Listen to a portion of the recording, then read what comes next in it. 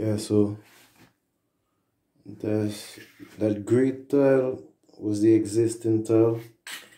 I had to cut it out, cut it out,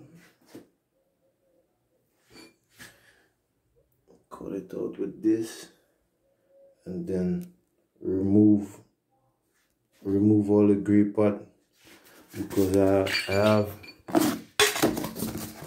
have these rocks to lay down there. It's an Italian douche. Yeah, Italian bathroom flooring. This is my waterproof adhesive étanchéité. Yeah, so that's that. My grout ready. I'm about to lay down this gray 25 centimeters by 50 rectangle, and I also have these listels. I cut them in like 4 bands. The whole band, 3/4 12, so I made like 1 2 3 4, and I had like 3 parts. So that's that. And I'm about to lay down my grout. I already took my measurements, and I decided to start from this point. Yeah, I'll have a small cut in the end, and then we'll see how this goes.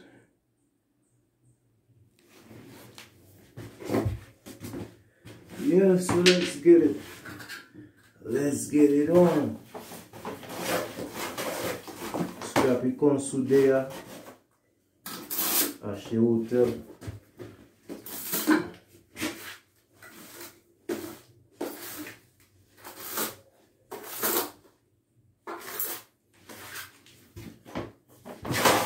Just run this a little bit.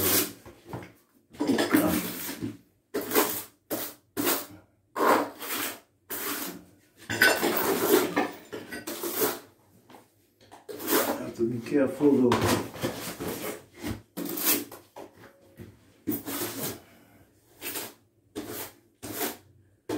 Gotta be careful.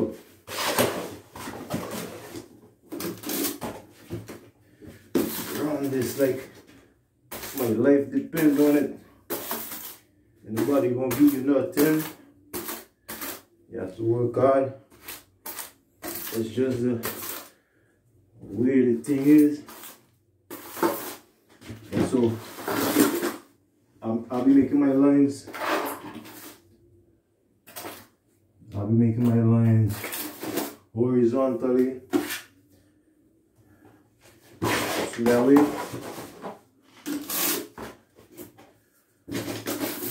when I pose the tiles, they'll have a firmer grip. But that's not really a problem for me, because I have my spacers, or what you call cloison, right? Cloison. So with the grout now, I'll have a large enough piece laid down in the grout. One thing about the tiling, like the position that you lay the grout, it has to be all in the same way. Make sure it's all in the same direction. right? You don't want it to be going each and every way like this and like that. If you're making your rows horizontally, make sure all your rows goes horizontally, right? So that way when you lay the tile down and you tap it in, the grooves, it has a firmer grip, and it reduces the air spaces, the air bubbles.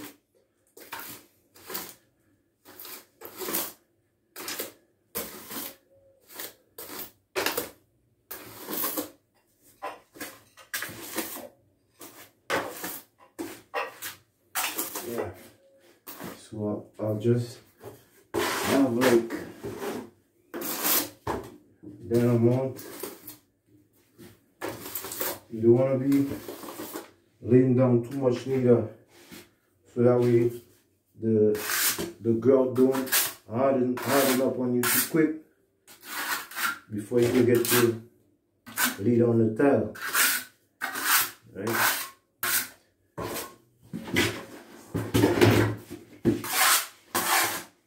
The extra on the ground, try to have them remove all the larger chunks. Get them back in your bucket. Back in your bucket.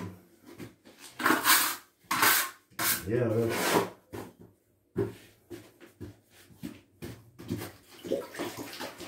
Let's lay on the first tile. Lay on the first tile. It's your boy Scrappy Consudia, the Nature Isle, Netta Isle child.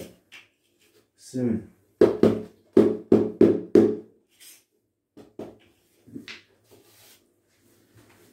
There's a counter tile coming that way, so I could actually have it like 1 or 2 centimeters passing this end.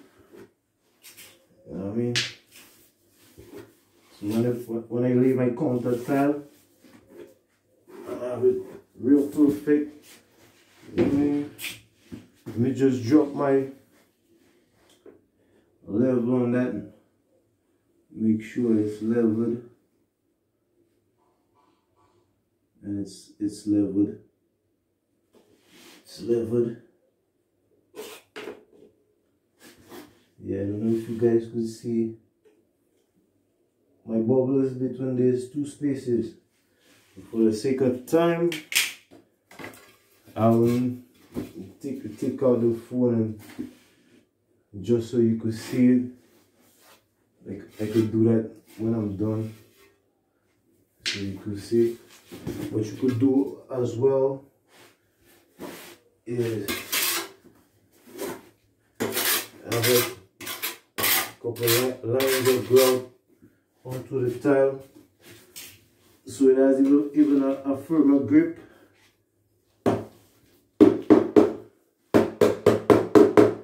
And sometimes the already existing tile, sometimes it isn't level. My point exactly. You see, I just paused this tile, and I'm noticing that this side is more inside, right? So what I do in that situation, remove this one here. Remove this one.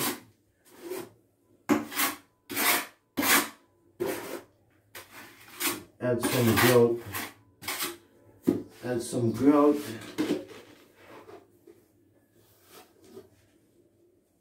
Add some grout. You can add some grout in the end. Yeah, that tile, that first tiles person,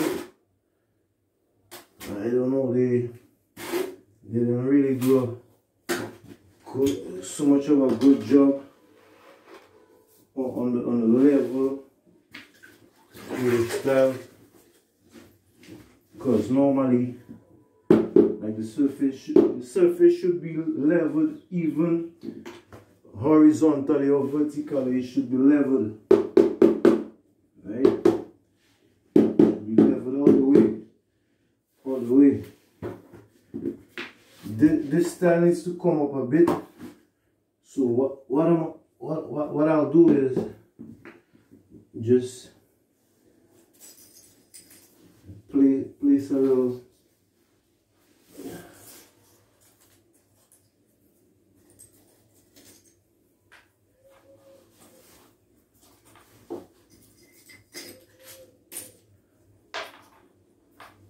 okay. The first thing I'll do is have it at the level I need it, then add the support underneath it, right? Add the support underneath. It needs to be perfectly fitted, right? This one's good. So the space of this style will do the trick. Perfect. Actually, the existing tile, the space of the exit, and that makes sense because you have this part, the existing tile, and that part I took it off. So if I put that thickness of the tile, I should have it even. And right now I'll be putting my spacers. Let me see which spacers I have the most of. I'll put these spacers to space up the horizontal part of the tiling, right?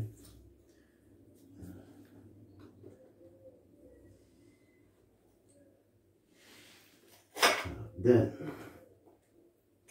right? Yeah.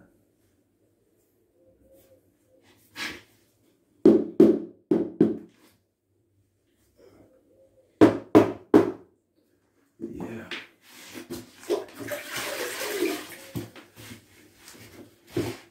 Make sure you're good at this end.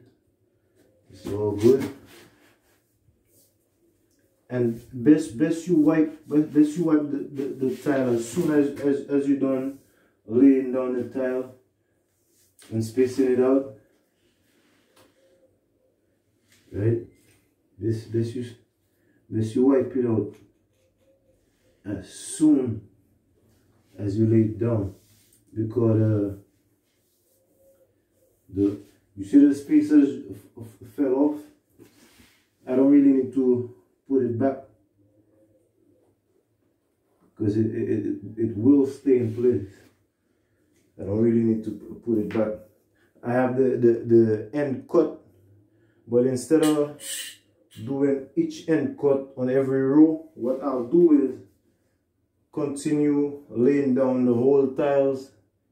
Like I could have like 2, 4, 6, lay down 6 whole tiles, and then go back to add like 1, 2, 3, 4 or 5 cuts. Do my cuts afterwards. That will save you time, right?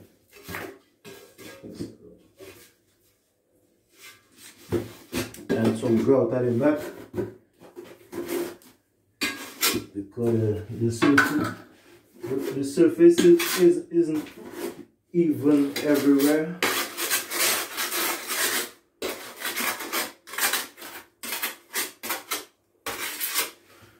That will add extra bonding to the tile.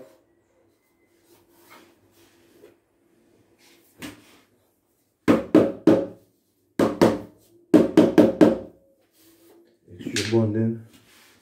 Then have your spacers. These spacers I'll put horizontally. These ones I'll put vertically. Okay, I could remove these ones. Well, let me just leave one just in case.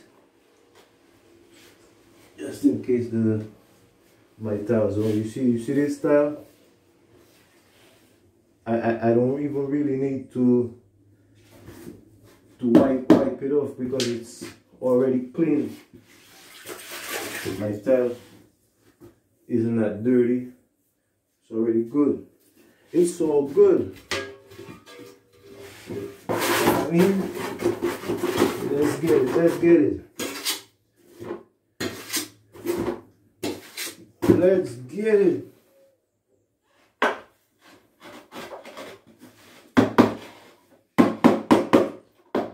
Yeah.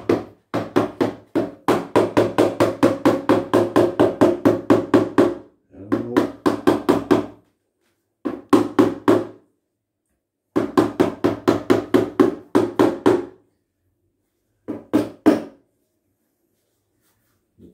The person that laid down the person that did this tile installation didn't do a good job at all. Not at all.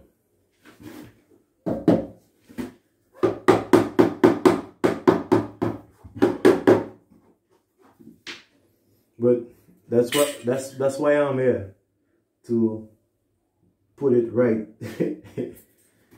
Get it right. You know what I mean?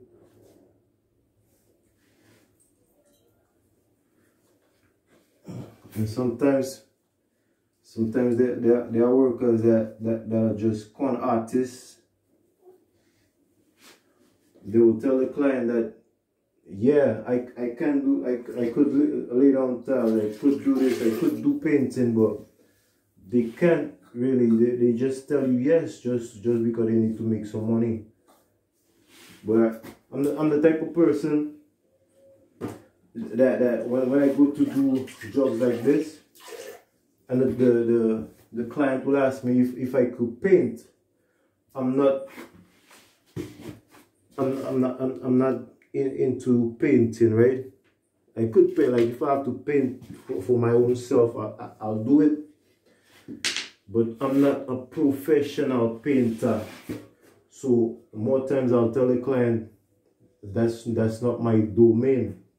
But what I could do is refer them to someone, and that's even something I don't really like to do, because sometimes you suggest people for clients, and if they end up doing a bad job for the client, you get blamed. The client will be like, yeah, boy, you brought this, you introduced me to this person, told me that they could do the painting job, and look at what horrible job that person did for me and all that. So that's something I don't even do no more. I let them search for their people. I just say, if I can't do it, I tell you straight off, I can't. That's not my domain. And search online, ask somebody else, and that's that. But I'm gonna pause the video, continue laying down this tile, and then we'll catch up.